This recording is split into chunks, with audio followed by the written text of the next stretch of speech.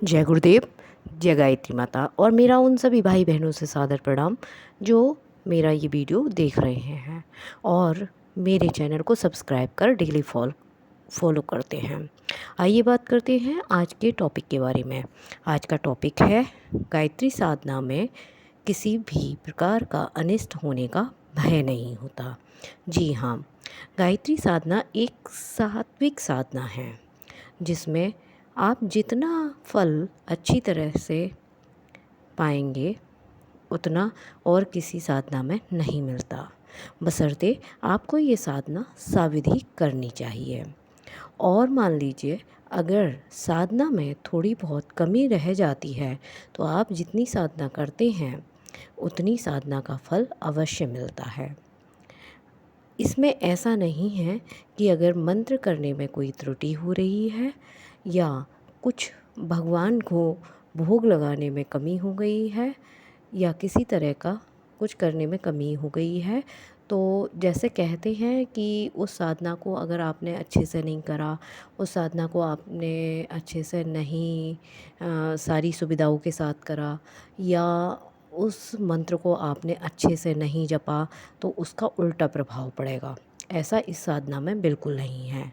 ये साधना एक सात्विक साधना है और गायत्री माता एक सात्विक माता, सात्विक मंत्र है जिसको हम जितना अच्छे से कर लेंगे उतना ही अच्छे से परिणाम मिलेगा।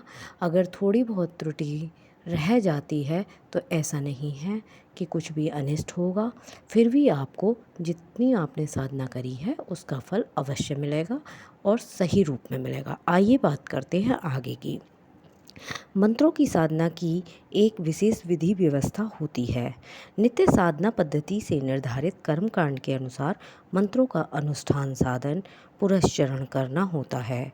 आमतौर से अविधि पूर्वक किया गया अनुष्ठान साधक के लिए हानिकारक सिद्ध होता है और लाभ के स्थान पर उससे अनिष्ट की संभावना रहती है। ऐसे कितने ही उदाहरण मिलते हैं कि किसी व्यक्ति ने किसी मंत्र की या किसी देवता की साधना अथवा कोई योगा अभ्यास या तांत्रिक अनुष्ठान किया, साधना की नीति रीति में कोई भूल हो गई या किसी प्रकार अनुष्ठान खंडित हो गया तो उसके कारण साधक को भारी विपत्ति में पड़ना पड़ता है। ऐसे प्रमाण इतिहास पुराणों में भी हैं। व्रत और इंद्र की कथा इसी प्रकार की है। वेद मंत्रों का अशुद्ध उच्चारण करने पर उन्हें घातक संकट सहना पड़ा था। अन्य वेद मंत्रों की भांति गायत्री का भी शुद्ध सस्वर उच्चारण होना और विधिपूर्वक साधना होना उचित है। विधिपूर्वक किए हुए साधन सदा शीघ्र सिद्ध होते हैं और उत्तम परिणाम उपस्थित करते हैं। इतना होते हुए भी वेद माता गायत्री में एक विशेषता है कि कोई भूल होने पर उनका हानिकारक फल नहीं होता। जिस प्रकार दयालु, उदार और बुद्धिमती माता अपने बालकों की सदा हित चिंतना करती है, उसी प्रकार गायत्री शक्ति द्वारा भी साधक का हित ही संपादन होता है। माता के प्रति बालक गलतियां भी करते रहते हैं, उसके सम्मान में बालक से त्रुटि भी रह जाती है और कई बार तो वे उल्टा उच्चारण कर बैठते हैं। इतने पर भी माता ना तो उनके प्रति दुर्भाव मन में लाती है और ना उन्हें किसी प्रकार की हानि पहुंचाती है। जब साधारण माताएं इतनी दयालुता और क्षमता प्रदर्शित करती हैं तो जगत जननी वेद माता सतोगुणों की दिव्य सुरसुरी गायत्री से और भी अधिक आशा की जाती है कि वह अगर कोई त्रुटि रह जाती है तो अपने बच्चों को अच्छे से फल दें, वह अपने बच्चों को क्षमा करें और परिणाम भी अच्छे अच्छे दें। वह अपने बालकों की अपने प्रति श्रद्धा भावना को देखकर प्रभावित हो जाती हैं। बालक की भक्ति भावना को देखकर माता का हृदय उमड़ पड़ता है। उसके वात्सल्य की अमृत निर्झरी फूट पड़ती है, जिसके दिव्य प्रभाव में साधना की छोटी मोटी भूलें, कर्मकांड में अज्ञानवश हुई त्रुटियाँ जिनके फल समान बह जाती है। सतोगुणी साधना का विपरीत फल न होने का विश्वास भगवान श्री कृष्ण ने गीता में दिखाया है। सत्कार्य के आरंभ का नाश नहीं होता, वह गिरता पड़ता आगे बढ़ता चलता है, उससे उल्टा फल कभी नहीं निकलता। ऐसा कभी नहीं होता कि सत इच्छा से किया हुआ कार्य असत हो जाए और उसका शुभ परिणाम ना निकले। थोड़ा ही धर्म कार्य बड़े भयों से रक्षा करता रहे।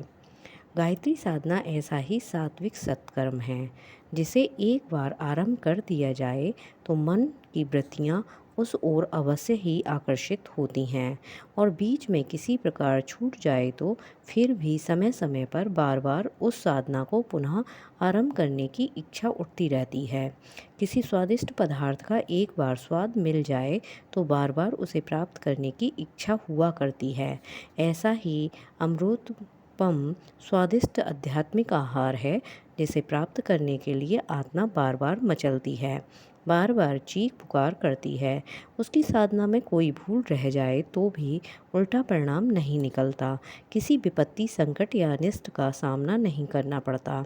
भूलों की त्रुटियों का परिणाम यह है हो सकता है कि आशा से कम फल मिले या अधिक से अधिक ये कि वह निष्फल चला जाए। इस साधना को किसी थोड़े से भी रूप में प्रारंभ कर देने से उसका फल हर दृष्टि में उत्तम होता है।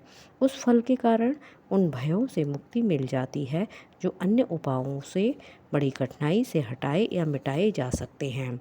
इस विषम को अधिक स्पष्ट करने के लिए भागवत के 12वें स्कंद में नारद जी ने भगवान नारायण से यही प्रश्न किया कि आप कोई ऐसा उपाय बतलावें जिसे अल्प शक्ति के मनुष्य भी सहज में कर सकें और जिससे माता प्रसन्न होकर उनका कल्याण करें। क्योंकि सभी देवताओं की साधना में प्रायः आचार विचार विधि विधान त्याग तपस्या के कठिन नियम बतलाए गए हैं जिनको सामान्य श्रेणी तथा थोड़ी विद्या बुद्धि वाले व्यक्ति पूरा नहीं कर सकते। इस पर भगवान ने कहा है, हे नारद, मनुष्य अन्य कोई अनुष्ठान करे या ना करे पर एकमात्र गायत्री में ही जो दृढ़ निष्ठा रखते हैं वे अपने जीवन को धन्य बना लेते हैं। हे महामुनि, जो संध्या में अर्घ्य देते हैं और प्रतिदिन गायत्री का 3000 जप करते हैं वे देवताओं द्वारा भी पूजने योग्य बन जाते हैं।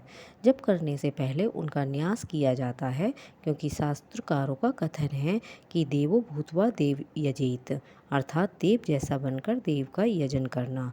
परंतु किसी कठिनाई या प्रमाद से न्यास ना कर सकें और सच्चिदानंद गायत्री का निष्कपट भाव से ध्यान करके केवल उसका ही जप करता रहे तो भी पर्याप्त है।